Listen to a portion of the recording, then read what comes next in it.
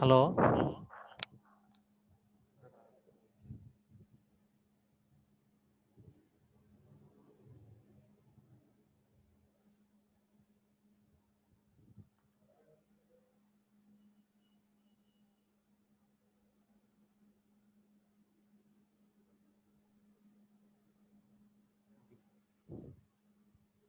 Hello hello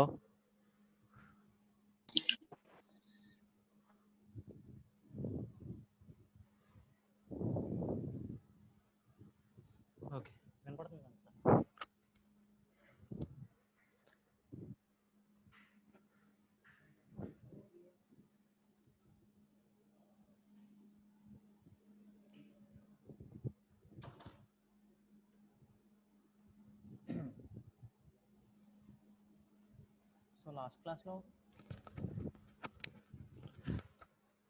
so last క్లాస్లో మనం operators గురించి డిస్కస్ చేసాం. అండ్ సో టుడే మన టాపిక్ వచ్చి ఆపరేటర్స్ నేను బ్రీఫ్గా ఎక్స్ప్లెయిన్ చేస్తాను. So operators are nothing but కంప్యూటర్కి ఒక ఆపరేషన్ టూ వేరియబుల్స్ మధ్య ఒక ఆపరేషన్ చేయడానికి అంటే డినోట్ చేసే సింబల్స్నే ఆపరేటర్స్ అంటాం అనమాట. ఇప్పుడు మనం వేరియబుల్స్ అంటే ఏమని చెప్పాము, variables are nothing but the data structures that holds data. So ఆ రెండు ఏదైతే రెండు వేరియబుల్స్ ఉన్నాయో ఆ రెండు వేరియబుల్స్ రెండు డేటాలని హోల్డ్ చేస్తున్నాయి. ఆ రెండు వేరియబుల్స్కి మధ్య సెట్ అయిన ఆపరేషన్స్ చేయాలంటే అలాంటి ఆపరేషన్స్ చేయడానికి ఈ ఆపరేటర్స్ ఉపయోగపడతాయి అన్నమాట. So operators are nothing but the data structures that is used to perform operations on variables and values. So రెండు వేరియబుల్స్ని కానీ వాల్యూస్ని కానీ తీసుకుని వాటి రెండింటికి మధ్య ఆపరేషన్స్ చేస్తే దాన్నే ఆపరేటర్స్ అంటారు. సో మనకి ఇప్పుడు ప్లస్ చూస్తే దాన్ని యాడ్ చేయాలని ఎలా అర్థం అవుతుందో కంప్యూటర్కి కూడా ఈ ఆపరేటర్స్ చూస్తే సెట్ అయిన ఆపరేషన్స్ చేయాలని అర్థం అవుతుంది అన్నమాట. సో దాంట్లో డిఫరెంట్ టైప్స్ ఆఫ్ ఆపరేటర్స్ ఏమేమిటంటే arithmetic operators, assignment operators, comparison operators, logical operators and bitwise operators. So these are the 5 important Java operators that are used by computer in order to denote some operations between two variables. ఇప్పుడు ఇక్కడ తీసుకుంటే arithmetic operators are nothing but the operators that are used to do some mathematical operations, addition, subtraction, multiplication, division, whereas assignment operators is nothing but after doing some operations we have to assign the return value. ఇప్పుడు మనం ఇక్కడ arithmetic ఆపరేషన్స్లో 2 operations చేసాం, x+y are x-y అని.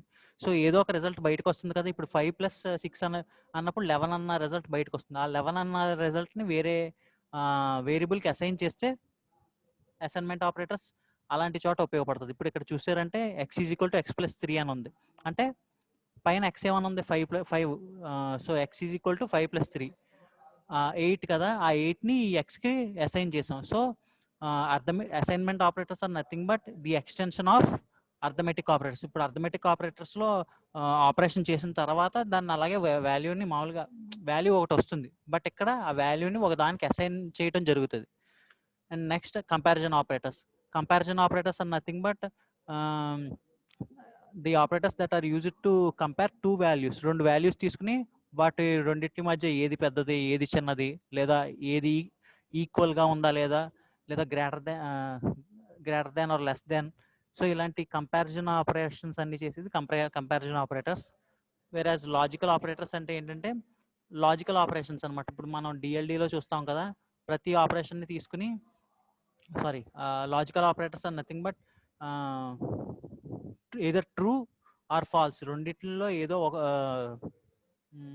రిజల్ట్ని మనకి బయటికి తీసుకొస్తుంది. ఏది 2 స్టేట్మెంట్స్ని తీసుకుని ఆ 2 స్టేట్మెంట్స్కి మధ్య కంపారిజన్ చూసుకుని దాన్ని బట్టి ఇప్పుడు 2 ట్రూ వస్తే ఇట్ రిటర్న్స్ ట్రూ, రెండిట్లో ఒకటి ట్రూ వచ్చినా ఇక్కడ లాజికల్ తీసుకుంటే ఇట్ రిటర్న్స్ ట్రూ, లేకపోతే ఫాల్స్. సో అలాగా 2 వేరియబుల్స్ని తీసుకుని వాటి రెండింటిని కంపేర్ చేసి మన రిజల్ట్ని తీసుకొస్తుంది. ఇక్కడ చూసామంటే మనం ఒక్కొక్కటే కంపేర్ చేసుకున్నాం. ఇక్కడ చూసారు కదా. So x = y, x > y అని ఒక్కొక్కటే. వేరేజ్ లాజికల్ ఆపరేటర్స్ వచ్చేటప్పటికి ఏంటంటే 2 స్టేట్మెంట్స్ని తీసుకుని ఒకేసారి కంపేర్ చేయొచ్చు. అండ్ బిట్ వైజ్ ఆపరేటర్స్ వచ్చి మీరు చూస్తారుగా డిఎల్డిలో. సో అలాగా అంటే ఏదన్నా వేరియబుల్ని తీసుకుని దాన్ని డెసిమల్లోకి కన్వర్ట్ చేసి దాని మీద ఆపరేషన్ చేయడం బిట్ వైజ్ ఆపరేటర్స్. సో అవి ఆపరేటర్స్. సో నెక్స్ట్ టాపిక్ వచ్చి control flow statements. So control flow statements అంటే ఏంటంటే యాక్చువల్గా సబ్ హెడ్డింగ్లో ఆ హెడ్డింగ్లోనే ఉంది కంట్రోల్ ఫ్లో స్టేట్మెంట్స్ అంటే. యాక్చువల్గా మీరు ఇప్పుడు జావా ప్రోగ్రామ్ తీసుకున్నారనుకోండి, దాంట్లో ఫ్లో ఆఫ్ కంట్రోల్ అంటే ఏంటంటే ఇప్పుడు 1 second note pad. Okay, so ఇక్కడ ఒక ప్రోగ్రామ్ కనిపిస్తుంది కదా. ఈ ప్రోగ్రాంలో జావాలో ఏంటంటే లైన్ ఆఫ్ ఎగ్జిక్యూషన్ అంటారన్నమాట. లైన్ ఆఫ్ ఎగ్జిక్యూషన్ అంటే ఏంటంటే ఏ స్టేట్మెంట్ నుంచి ఏ స్టేట్మెంట్కి ఎగ్జిక్యూట్ అవుతుంది అని. సో ఇప్పుడు ఇక్కడ ఒక ప్రోగ్రామ్ తీసుకున్నట్టయితే లైన్ ఆఫ్ ఎగ్జిక్యూషన్ ఏంటంటే టెస్ట్ నుంచి మొదలై ఈ చివర బ్రేసెస్ ఇక్కడ అనోటేషన్. సో ఇక్కడ నుంచి స్టార్ట్ అవుతుంది.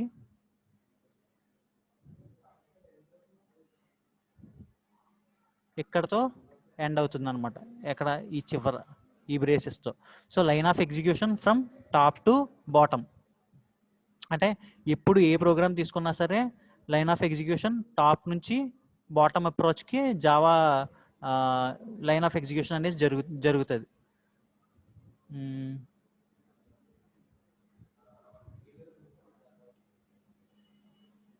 Okay, so line of execution అనేది టాప్ నుంచి బాటమ్కి జరుగుతుంది అనమాట. వేరేజ్ ఇప్పుడు కంట్రోల్ ఫ్లో స్టేట్మెంట్స్ ఎందుకు ఉపయోగపడతాయంటే ఇప్పుడు ప్రతిదీ మనకి పైనుంచి కింద వరకు అని ఎగ్జిక్యూషన్ జరిగింది అనుకోండి, మధ్యలో కొన్ని వాల్యూస్ని చెప్పాను కదా ఒక బ్లాక్ నుంచి ఒక బ్లాక్కి తీసుకువెళ్ళాల్సి ఉంటుంది. ఒకవేళ మనకి line of execution top to బాటమే అయింది అనుకోండి, ఒక వాల్యూ ఇప్పుడు ఒక బ్లాక్లో ఒక వాల్యూ వచ్చింది, ఆ బ్లాక్ని పైన బ్లాక్కో లేకపోతే కింద బ్లాక్కో వాల్యూ తీసుకెళ్ళాలి. అలాంటప్పుడు ఒకవేళ ఈ కంట్రోల్ ఫ్లో స్టేట్మెంట్స్ లేకపోతే జావా ఆ వాల్యూస్ని పట్టించుకోదన్నమాట. ఇంకా స్ట్రైట్గా వెళ్ళిపోతుంది టాప్ నుంచి బాటం వరకు. అలా వెళ్ళిపోతే ఆన్సర్ ఎలా వస్తుంది మనకి? సో ఆ టాప్ టు బాటమ్ ఫ్లోని కదపకుండా వాల్యూస్ని ఒక బ్లాక్ నుంచి ఒక బ్లాక్కి ఇలా షిఫ్ట్ చేయడం కోసం కంట్రోల్ ఫ్లో స్టేట్మెంట్స్ వాడతారనమాట. అంటే ఏంటంటే ఆ ఫ్లో కంట్రోల్ని మిస్ అవ్వకుండా, అలాగే ఆ వాల్యూస్ని జావా ప్రోగ్రామ్ వదిలేయకుండా ఏ బ్లాక్ ఆ బ్లాక్ రీచ్ అవ్వడానికి కంట్రోల్ ఫ్లో స్టేట్మెంట్స్ వాడతారనమాట. అర్థమైందా? మీకు ఎగ్జాంపుల్స్ చెప్తే ఇంకా ఈజీగా అర్థమవుతుంది. కంట్రోల్ ఫ్లో స్టేట్మెంట్స్ అంటే ఏంటంటే ఆ ఫ్లోని మిస్ అవ్వకుండా మన అంటే వేరే ఒక బ్లాక్ నుంచి ఇంకో బ్లాక్కి వాల్యూస్ని మనం షిఫ్ట్ చేయగలగాలి. దాన్ని కంట్రోల్ ఫ్లో స్టేట్మెంట్స్ అంటారు. సో ఆ కంట్రోల్ ఫ్లో స్టేట్మెంట్స్ వచ్చి 3 types. First one selection statement, second one iteration statement, third one వచ్చి జంప్ స్టేట్మెంట్. మళ్ళీ సెలక్షన్ స్టేట్మెంట్లో 2 టైప్స్ ఉంటాయి, ఇఫ్ ఎల్స్, స్విచ్ కేస్. ఈ ఎగ్జాంపుల్స్ చూస్తే మీకు అర్థమవుతుంది. Next iteration statement. Iteration selection అంటే ఏంటంటే కొన్ని గ్రూప్ ఆఫ్ స్టేట్మెంట్స్ ఉంటాయి. ఆ గ్రూప్ ఆఫ్ స్టేట్మెంట్స్లోంచి ఒక స్టేట్మెంట్, వ్యాలిడ్ స్టేట్మెంట్నే మనం సెలెక్ట్ చేసుకోవాలి. అలా సెలెక్ట్ చేసుకోవడానికి ఈ 2 కేసెస్ ఉపయోగపడతాయి అనమాట, if else, switch. And next iteration statement. Iteration అంటే ఏంటి? ఒకే వాల్యూని ఒక 100 సార్లు మనం ప్రింట్ చేయాలి. అంటే దాన్ని ఇటరేషన్ అంటారు అనమాట. అంటే ఇప్పుడు నేను 1 to 100లో ఒక 99 అనే నెంబర్ని ఒక 100 సార్లు ప్రింట్ చేయాలనుకోండి, దాన్ని ఇటరేషన్ అంటారు అనమాట. ఇటరేట్ చేయటం, ఒకే స్టేట్మెంట్ తీసుకుని వేరియస్ టైమ్స్ దాన్ని ప్రింట్ చేయటం, అలాంటి ప్రాసెస్ వచ్చినప్పుడు దాన్ని ఇటరేషన్ స్టేట్మెంట్ అంటారు. వేరే జంప్ స్టేట్మెంట్ అంటే ఏంటంటే ఒక బ్లాక్ నుంచి ఇంకో బ్లాక్కి జంప్ చేయటం అనమాట. సో దాంట్లో బ్రేక్, కంటిన్యూ అనేవి ఉంటాయి. So selection statements. First control flow statements అర్థమైందా? దాని తర్వాత మనం సెలక్షన్ స్టేట్మెంట్స్లోకి వెళ్దాం. మీకు ఏమైనా డౌట్స్ ఉంటే చెప్పండి కంట్రోల్ స్టేట్మెంట్స్లో.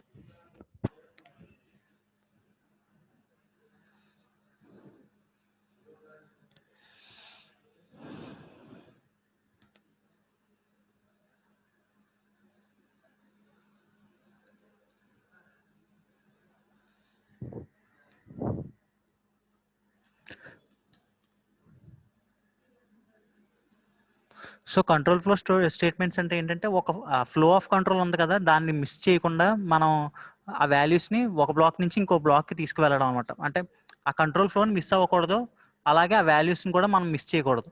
ఇప్పుడు మీకు ఎగ్జాంపుల్స్కి వెళ్తే మీకు ఈజీగా అర్థమవుతుంది. ఎగ్జాంపుల్స్ చెప్పలేదు కాబట్టి కొద్దిగా కన్ఫ్యూజ్ అవ్వచ్చు. ఇప్పుడు నేను ఎగ్జాంపుల్స్లోకి వెళ్తాను, అవి కరెక్ట్గా అబ్జర్వ్ చేయండి. అప్పుడు మీకు ఆ సెలక్షన్ స్టేట్మెంట్స్ అంటే ఏంటి, ఇటరేషన్ స్టేట్మెంట్స్ అంటే ఏంటి, ఆ ఫ్లో ఆఫ్ కంట్రోల్ ఎలాగా ఒక బ్లాక్ నుంచి ఇంకో బ్లాక్కి వెళ్తుందో మీకు ఈజీగా అర్థమవుతుంది. ఇప్పుడు సెలక్షన్ స్టేట్మెంట్స్ చూద్దాం. సెలక్షన్ స్టేట్మెంట్లో 2 ఇప్పుడు ఈ సెలక్షన్ స్టేట్మెంట్స్ ఏది తీసుకున్నా ఏదో ట్రూ ఆర్ ఫాల్స్, ఈ 2 కండిషన్స్ మీదే డిపెండ్ అయి ఉంటుంది. ట్రూ అయితే దాని కింద ఉన్న బ్లాక్ ఎగ్జిక్యూట్ అవుతుంది, ట్రూ అవ్వకపోతే ఇట్ జస్ట్ రిటర్న్స్ అనమాట. దాని గురించి నేను అక్కడ పైన చెప్పాను. సో ఇప్పుడు మీరు ఇక్కడ ఇఫ్ ఎల్స్ స్టేట్మెంట్ తీసుకున్నారు చూడండి. ఇప్పుడు ఈ ఇఫ్ ఎల్స్ ప్రోగ్రామ్ చూస్తే int A is equal to 10, B is equal to 20 అని ఉంది ఇక్కడ. సో ఈ 2 స్టేట్మెంట్లు ఏంటి? స్టాటిక్ వేరియబుల్స్ అంటారు దీన్ని. అంటే మనం అక్కడికక్కడే వాల్యూని మనం డినోట్ చేసేసాం, అవునా? ఏ అనే ఒక వేరియబుల్ని తీసుకున్నాం, బి అనే ఒక వేరియబుల్ని తీసుకున్నాం. అవి 2 ఇంటీజర్స్, 10, 20. సో ఏలోనేమో 10 స్టోర్ చేసాం, బిలోనేమో 20 స్టోర్ చేసాం. ఓకే, సో ఇది వదిలేయండి. ఇది ఏంటంటే జస్ట్ వాడు ఒక వెబ్సైట్ నుంచి తీసాను కాబట్టి ఆ హెడ్డింగ్ గురించి, ఆ హెడ్డింగ్ చూపించుకోవడానికి పెట్టాడు. ఇదేంటంటే జస్ట్ ఆ హెడ్డింగ్ అనమాట. సో ఈ స్టేట్మెంట్ వదిలేండి. అంటే ఇక్కడ దీని బదులు వేరేది కూడా ఇచ్చుకోవచ్చు, బట్ వాడి వెబ్సైట్ అడ్రస్ ఇచ్చాడు. సో ఈ స్టేట్మెంట్ వదిలేయండి. నెక్స్ట్ ఈ స్టేట్మెంట్కి వచ్చేటప్పటికి ఏలో 10 స్టోర్ చేసాం, బిలో 20 స్టోర్ చేసాం.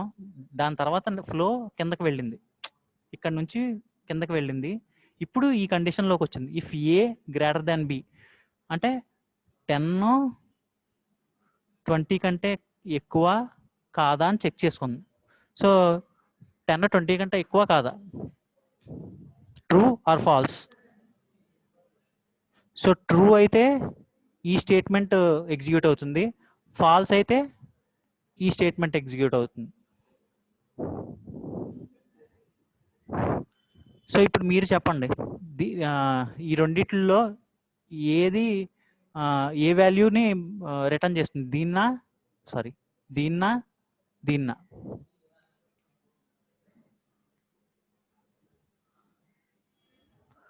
అర్థమైంది కదా? ఇక్కడ ఏ అనేది వేరియబుల్లో 10ని స్టోర్ చేసుకున్నాం, బిలో 20ని స్టోర్ చేసుకున్నాం.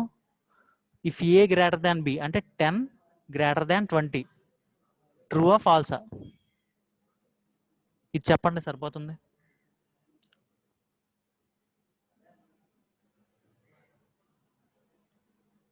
సో 10 గ్రేటర్ దాన్ 20 కాదు కాబట్టి ఒకవేళ అవును అయితే ఈ స్టేట్మెంట్ ఎగ్జిక్యూట్ అవుతుంది. సో ఇది కాదు కాబట్టి ఈ స్టేట్మెంట్ని పట్టించుకోదు. నెక్స్ట్ ఫ్లో ఇక్కడికి వెళ్ళిపోతుంది ఎల్స్ బ్లాక్కి.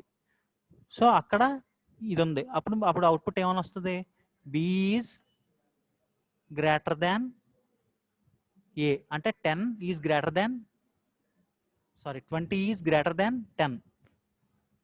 ఈ ప్రోగ్రామ్ అర్థమైందా? ఈజీ. మీకు చెప్పాను కదా, ఈ డీప్గా థింక్ చేయకుండా మీరు అక్కడ ఉన్న వాల్యూస్ని కరెక్ట్గా చూస్తే ఇది అర్థమవుతుంది.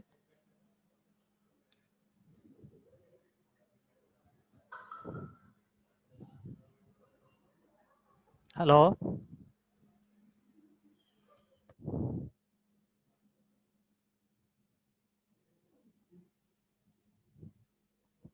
మీకు ఈ ప్రోగ్రామ్ అర్థమైందా?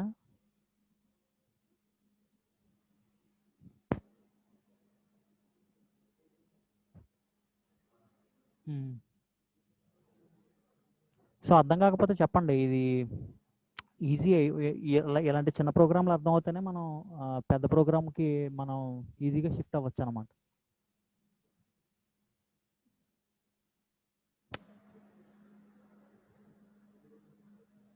సో అందరికి అర్థమైంది కదా?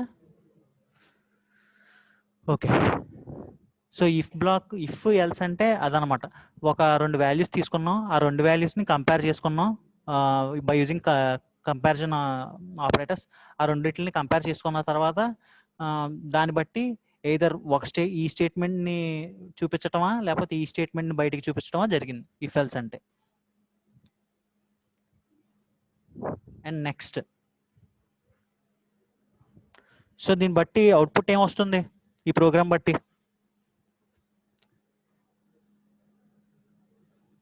ఈ ప్రోగ్రామ్ అవుట్పుట్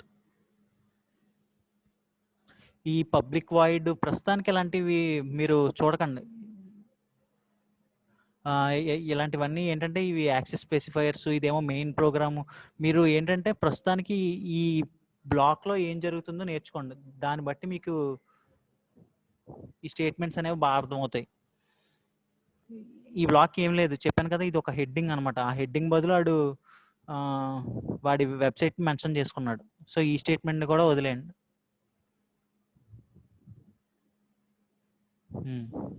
సో ఈ రెండు బ్లాక్స్ చూస్తే మీకు అవుట్పుట్ అర్థమైపోతుంది. సో దీనికి అవుట్పుట్ ఏమొస్తుంది?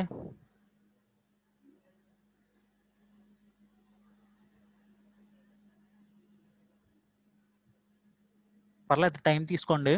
మీకు వెంటనే అర్థం అవ్వాల్సిన దైతే లేదు. మీకు ఇక్కడ B is greater than A అంటే B is greater than A. బిలో అంటే ఇక్కడ మనం ఆల్రెడీ సబ్స్టిట్యూట్ చేసాం కదా, ఏ వాల్యూ ఎంత, బి వాల్యూ ఎంత అని. సో సిస్టమ్ అదే ఇచ్చేస్తుంది అనమాట. B is greater than A అంటే 20 ఈజ్ గ్రేటర్ దాన్ 10. ఇది అనమాట అవుట్పుట్. 20 ఈజ్ గ్రేటర్ దాన్ 10 అనేది ఇక్కడ అవుట్పుట్ కింద ఇస్తుంది. So B is greater than A correct. Okay, clear all drawings. So if else అంటే అదనమాట. ఇఫ్లో కండిషన్ రాసుకుంటాం, దాని తర్వాత ఒక స్టేట్మెంట్ రాసుకుంటాం. ఒకవేళ ఇఫ్ బ్లాక్లోది కనుక కరెక్ట్ అయితే ఇఫ్ కింద ఏదైతే ఉందో అది ఎగ్జిక్యూట్ అయిపోతుంది. ఒకవేళ ఇఫ్లో ఇచ్చిన కండిషన్ తప్పు అయితే ఎల్స్ బ్లాక్లోకి వచ్చేస్తుంది అనమాట control. So flow of control ఒక బ్లాక్ నుంచి ఒక బ్లాక్కి షిఫ్ట్ అవుతూ ఉంటుంది. Next, switch case. So switch case ఎప్పుడు ఉపయోగపడుతుందంటే ఇక్కడ మనం జస్ట్ 2 కేసెస్ ఎగ్జిక్యూట్ చేయడానికి ట్రై చేసాం. ఎయిదర్ ఇక్కడ ఏ ఈజ్ గ్రేటర్ దాన్ బియా లేకపోతే బి ఈజ్ గ్రేటర్ దాన్ ఏ, 2 కేసెసే ఉన్నాయి కదా. అలాంటి కాకుండా ఒక గ్రూప్ ఆఫ్ కేసెస్ని మనం చెక్ చేసుకుంటూ వచ్చి దాంట్లో కరెక్ట్ అయిన వాల్యూని ప్రింట్ చేయాలంటే, అంటే ఒక గ్రూప్ ఆఫ్ కేసెస్ తీసుకోవాలంటే ఇఫ్ ఎల్స్ బ్లాక్ పనికిరాదు. అలాంటప్పుడు మనం స్విచ్ రాసుకుంటాం అనమాట. సో ఇప్పుడు ఇక్కడ ఈ ప్రోగ్రామ్ చూడండి. పబ్లిక్ క్లాస్ మెయిన్ అంటే ఒక మెయిన్ అనే ఒక ప్రోగ్రామ్ నాడు పెట్టుకున్నాడు. Next public static void main string arguments, ఇది కూడా వదిలేయండి. స్ట్రింగ్ ఆర్గ్యుమెంట్స్ అంటే మనకు వచ్చి వీటినే స్ట్రింగ్స్ అంటారు. Today is 1 or today is 2 అలా ఇచ్చారు అనుకున్నా, అవి ఇంటీజర్స్. బట్ మనం ఇక్కడ ఇచ్చింది ఏంటి, మండే ట్యూస్డే అవన్నీ స్ట్రింగ్స్ కాబట్టి. సో స్ట్రింగ్ ఆర్గ్యుమెంట్స్ అంటే ఏంటంటే మనం ఇచ్చిన వాల్యూస్ స్ట్రింగ్సే, అలాగే వచ్చే వాల్యూస్ కూడా స్ట్రింగ్సే అని అర్థం అనమాట. సో అక్కడతో అది కూడా అయిపోయింది. నెక్స్ట్ ఇంట్ days of weeks is equal to 5 అని ఇచ్చాడు. అంటే ఒక వీక్లో 5 days ఉంటాయని మామూలుగా మెన్షన్ చేశాడు, అంటే కంప్యూటర్కి అర్థం అయ్యేలాగా. ఇది నెక్స్ట్ స్టేట్మెంట్. ఇది కూడా ఇదేంటంటే హెడ్డింగ్, ఇది కూడా వదిలేండి, చెప్పాను కదా ఆడు హెడ్డింగ్స్ రాసుకుంటున్నాడు అలాగా.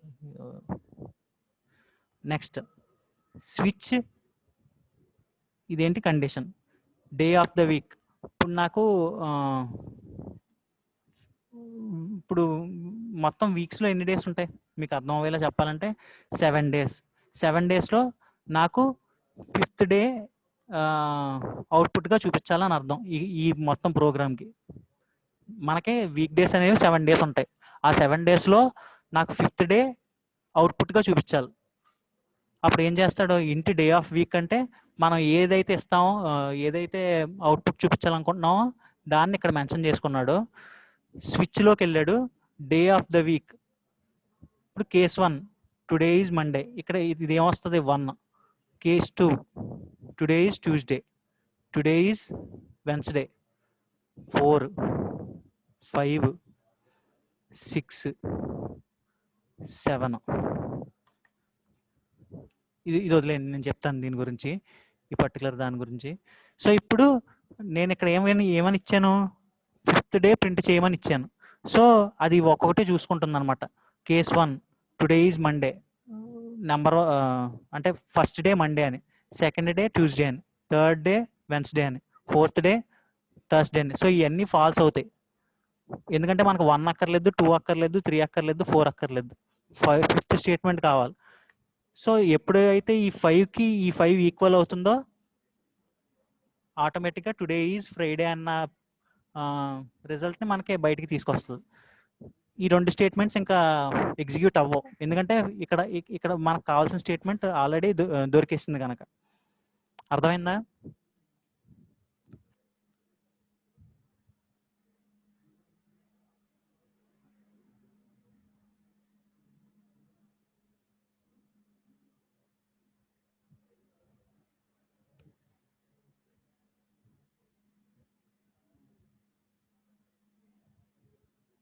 ఓకే. సో ఇప్పుడు నేను ఇక్కడ ఈ ప్రోగ్రాంలో ఏం తీసుకున్నానంటే, నాకు 5th డే ఏదో ప్రింట్ చేయమని నేను ప్రోగ్రామ్కి ఇవ్వాలి. అంటే వీక్ డేస్ ఎన్ని ఉన్నాయి, Monday Tuesday Wednesday Thursday Friday Saturday Sunday. మనకి బ్రెయిన్ ఉంది కాబట్టి 5th డే ఏంటంటే మనం ఇక్కడ లెక్కేసేసుకుని చెప్తాం, మండే ట్యూస్డే వెన్స్డే థర్స్డే.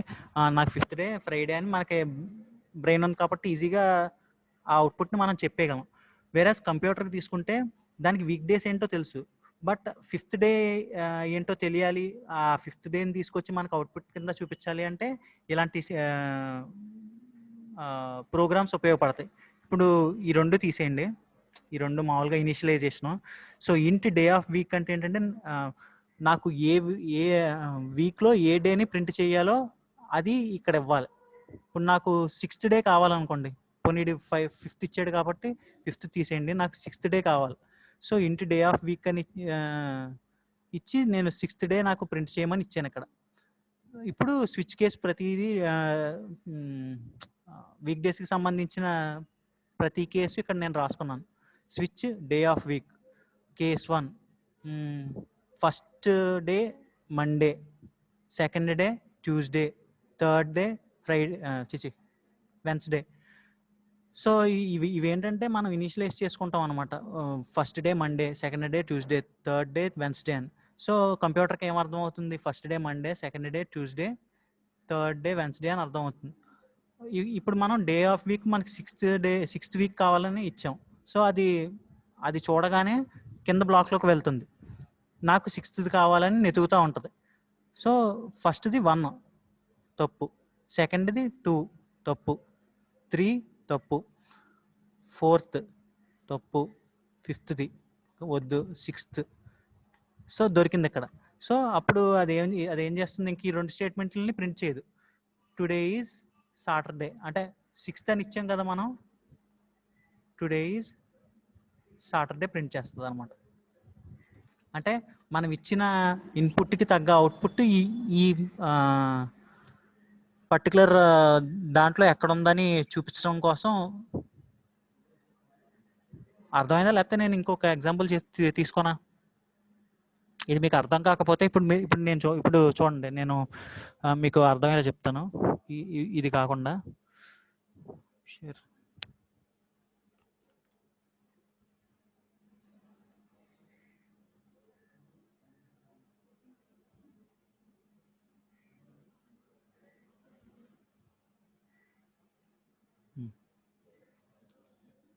నేను ఒక స్టేట్మెంట్ రాస్తున్నాను చూడండి.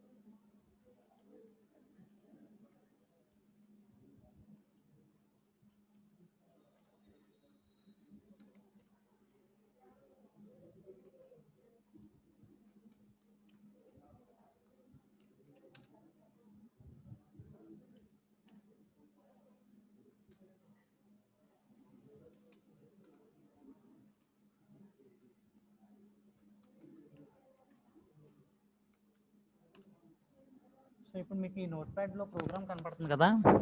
ఇప్పుడు ఈ ప్రోగ్రామ్కి నేను మామూలుగా ఏమని ఇచ్చుకున్నానంటే, ఇప్పుడు నేను ఒక స్టూడెంట్ డేటాబేస్ ఒకటి తీసుకున్నాను. దాంట్లో నాకు 7th రోల్ నెంబర్ ఉన్న స్టూడెంట్ ఎవడో కావాలి.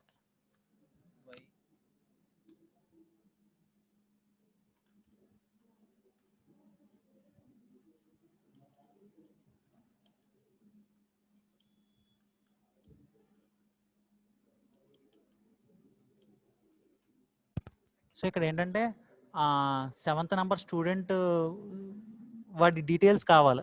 సో ఇంట్ నెంబర్ ఈజ్ ఈక్వల్ టు 7 అని ఇచ్చానంటే నాకు 7th నెంబర్ స్టూడెంట్ యొక్క డీటెయిల్స్ కావాలి కాబట్టి. సో అప్పుడు కంప్యూటర్కి ఏంటంటే ఇవి డేటాబేస్ అనమాట. సో స్విచ్ స్టేట్మెంట్ రాసుకున్నాను ఆ డేటాబేస్కి, స్విచ్ స్టూడెంట్. సో స్టూడెంట్ అనే డేటాబేస్లో 7th నెంబర్ ఎక్కడుందో చెక్ చేయమని. సో అది అది అది ఏం తీసుకుంటుంది 7th నెంబర్ వచ్చే వరకు కేస్ 1 7 ఈక్వల్ కాదు. సో 2కి షిఫ్ట్ అవుతుంది. దాని తర్వాత 3కి 4కి 5కి 6కి 7కి షిఫ్ట్ అయింది. సో 7ది దొరికేసింది అనమాట. 7 అనే రిజిస్టర్ నెంబర్ ఉంది. సో అప్పుడు system dot out dot println అంటే ఏంటంటే ప్రింట్ ఫంక్షన్, అంటే మనకి రిటర్న్ చూపించమని. సో అక్కడ వాడి పేరు ఈ XASW అని ఏదో ఉంది. సో అవుట్పుట్ ఏమని ఇస్తుంది, the student name is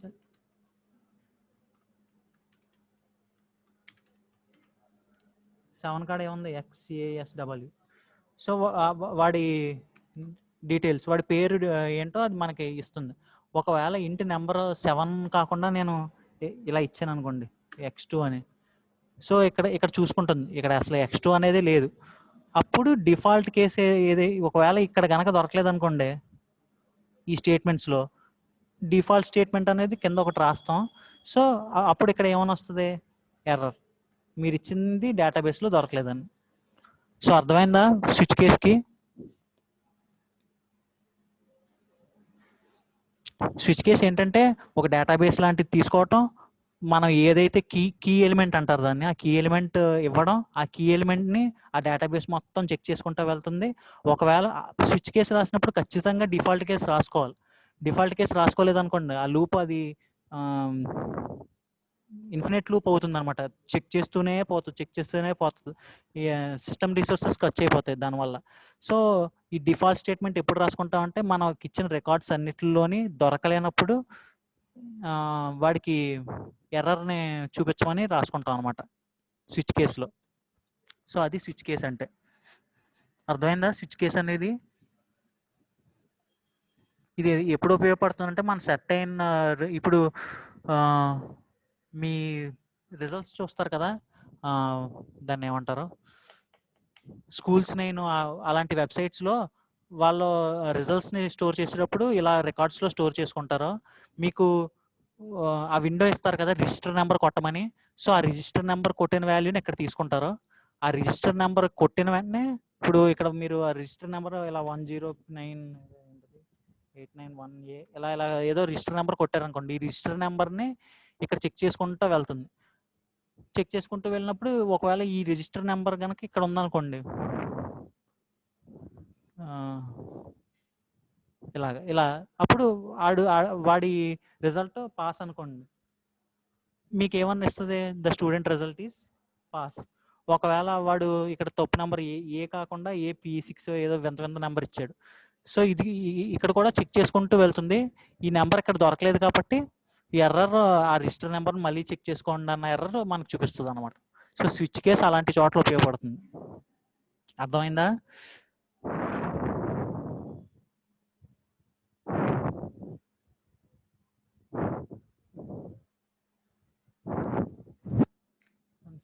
Is match the particular case is executed and multi-way section in switch అంతే కరెక్ట్. సో ఎప్పుడైతే ఆ స్విచ్ అనే స్టేట్మెంట్లో సారీ ఆ కీ ఎలిమెంట్ తీసుకుంటామో, ఆ కీ ఎలిమెంట్ కింద లిస్ట్లో కనుక వస్తే మ్యాచ్ అయినట్టు.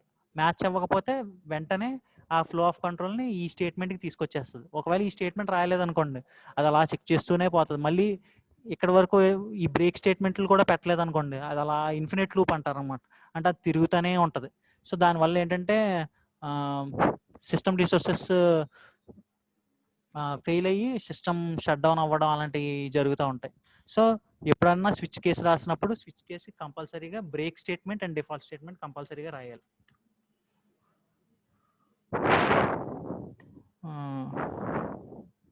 సో అదనమాట. ఇక్కడ కూడా రాశాడు, ఇదిగో invalid weekly. So default statement రాసుకున్నాడు. సో దీన్ని బట్టి ఏమిచ్చాడంటే, ఇప్పుడు ఇంటి డే ఆఫ్ వీక్లో 5 కాకుండా నేను X అనో లేకపోతే Y అనో ఇచ్చాను అనుకోండి, ఆ XY ఇక్కడ దొరకదు. ఎందుకంటే నాకు కావాల్సింది 5 లేదా 6 అనో లేదా 8 అనో లేదా 10 అనో అలాంటి నెంబర్లు కావాలి. సో అలాంటప్పుడు డైరెక్ట్గా ఇక్కడికి తీసుకొచ్చేస్తుంది. ఇన్వాలిడ్ వీక్ మీరు ఇచ్చిన వీక్ డే ఇన్వాలిడ్ అని చూపిస్తుంది అనమాట. సో అది స్విచ్ అంటే. Next iteration statements. So iteration statements అంటే ఏంటంటే, ఇప్పటి వరకు మనం స్విచ్ ఇఫ్ ఎల్స్ చూసే.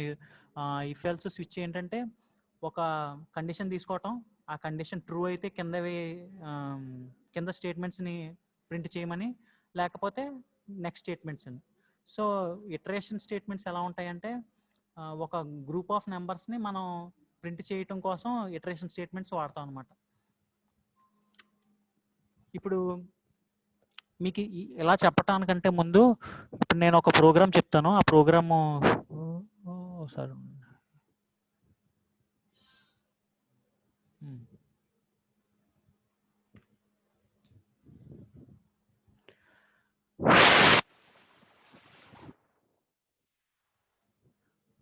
అరే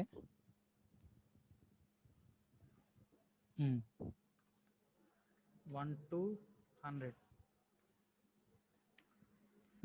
నేను ఇలాంటి ప్రోగ్రామ్ ఒకటి రాయమన్నాను. అంటే నాకు కావాల్సింది ఏంటంటే ఒక విండోలో 1 నుంచి 100 వరకు నెంబర్స్ ప్రింట్ చేసుకుంటూ రావాలి. దీనికి మామూలుగా మీ దగ్గర ఈ ఫర్ లూప్స్ లేకపోతే, అంటే ఒకవేళ జావాలో ఫర్ లూప్స్ అంటూ లేకపోతే మీరు ఎలా ప్రింట్ చేస్తారు 1 to 100 అన్న నెంబర్స్ని?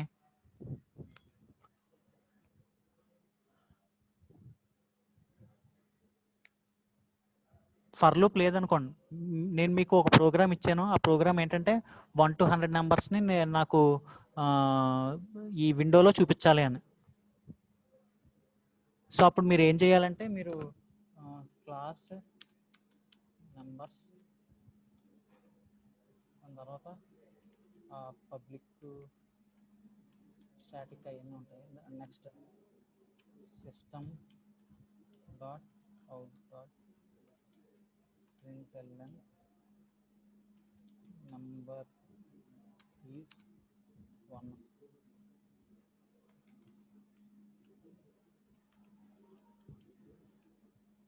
దాని తర్వాత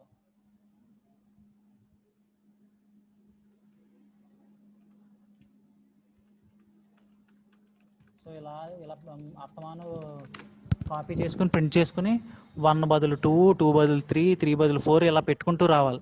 అర్థమైందా? అంటే ఇప్పుడు ఈ చిన్న ప్రోగ్రామ్, జస్ట్ ఒక చిన్న ప్రోగ్రాంలో 1 to 100 నుంచి నెంబర్స్ కనుక మీరు ప్రింట్ చేయాలంటే అక్కడ కనుక మీరు ఫర్ లూప్ ఉపయోగించకపోతే ప్రోగ్రామ్ ఇలా రాసుకోవాల్సి వస్తుంది. 1 తర్వాత 2, 2 తర్వాత 3 ఇలా ప్రింట్ చేయమని కంప్యూటర్కి చెప్తున్నట్టు. వేరేజ్ ఇప్పుడు ఫర్ లూప్ తీసుకున్నట్టయితే ఇది ఏం చేస్తుందంటే ఫర్ లూప్ ఒక స్టేట్మెంట్ తీసుకుంటుంది, దాన్ని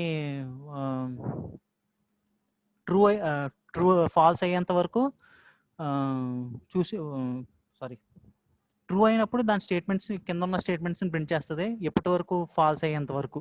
సో ఇప్పుడు ఇక్కడ ఒక ప్రోగ్రామ్ తీసుకున్నాను చూడండి, ఈ 3 వదిలేయండి. ఫర్ ఇంట్ CTR is equal to 1, CTR less than or equal to 5, CTR plus plus. So CTR is equal to 1 అంటే ఏంటంటే ఇనిషియలైజేషన్ అంటారు అన్నమాట. అంటే నేను సిటిఆర్ అనే ఒక వేరియబుల్ తీసుకున్నాను, దాన్ని 1 అనే వాల్యూతో ఇనిషియలైజ్ చేసుకున్నాను. Next CTR less than or equal to 5, దానికి అర్థం ఏంటంటే అది ఒక condition. Next CTR plus plus అంటే ఇటరేషన్ స్టేట్మెంట్. ప్లస్ ప్లస్ అంటే ఏంటంటే +1 అని.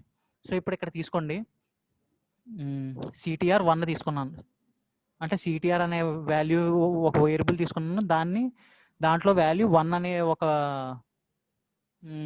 వాల్యూని అసైన్ చేశాను. Next CTR less than or equal to 5. So 1 less than or equal to 5 కాదా? ట్రూ. సో ట్రూ కాబట్టి నెక్స్ట్ ఈ స్టేట్మెంట్కి వెళ్ళిపోతుంది, సిటిఆర్ ప్లస్ ప్లస్ అంటే 1 + 1. సో నెక్స్ట్ 2 అవుతుంది అనమాట. సో సిటిఆర్ ఏమవుతుంది ఇక్కడ? 2 అవుతుంది. 1 ప్రింట్ చేసేస్తుంది, నెక్స్ట్ 2 అయింది. So 2 less than or equal to 5 కరెక్టే కాబట్టి 2 + 1 అప్పుడు మళ్ళీ 3 అవుతుంది.